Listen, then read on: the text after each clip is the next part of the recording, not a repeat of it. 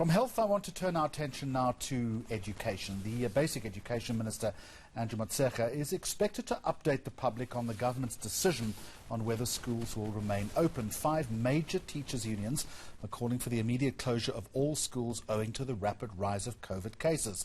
The unions are proposing that matric pupils return to school only in mid-August, with the rest of the grades returning at the end of that month. Let's take a look at what the impact of the school closure might have on the academic year, but perhaps more importantly on long-term learning. Let's talk to Professor Martin Gustafsson from the University of Stellenbosch. He's also an advisor to the Department of Basic Education. Professor, good afternoon to you. Which side then of the fence do you fall? Is it back to school or a continued shutdown? Afternoon, Jeremy. I would say the evidence leans towards keeping schools open as far as is possible. You spoke about the long-term damage that school closures can inflict on children, especially, and many of those damages relate to younger children.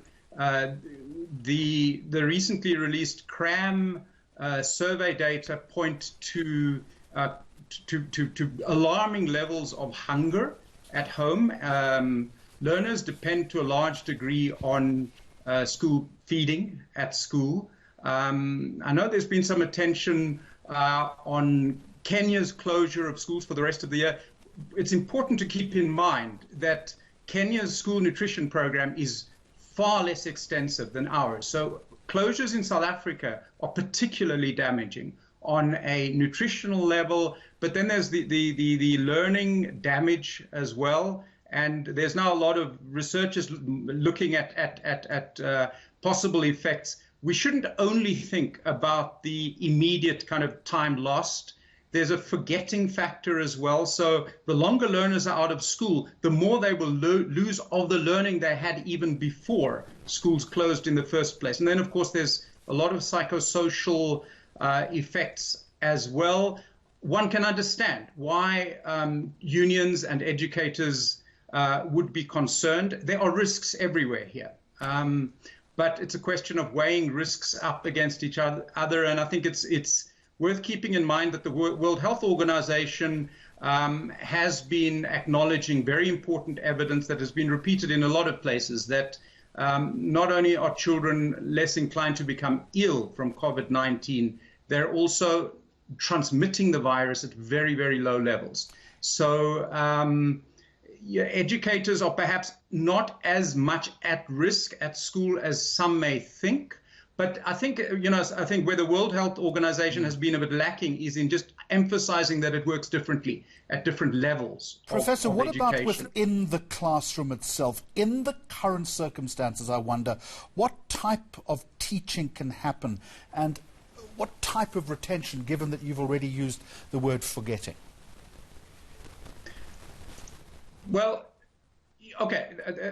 There are obviously difficulties in running schooling right now.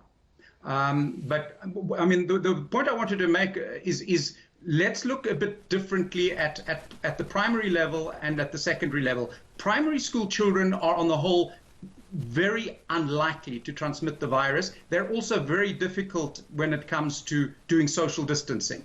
So in a way, yeah, those two facts kind of support each other. You may not be able to do social distancing, but the damage of not doing all the social distancing is not as large with younger children because of the lower levels of transmission. Where we do need to be more concerned about the distancing is especially in the upper secondary level, but there it's a bit more possible because youths are more mature.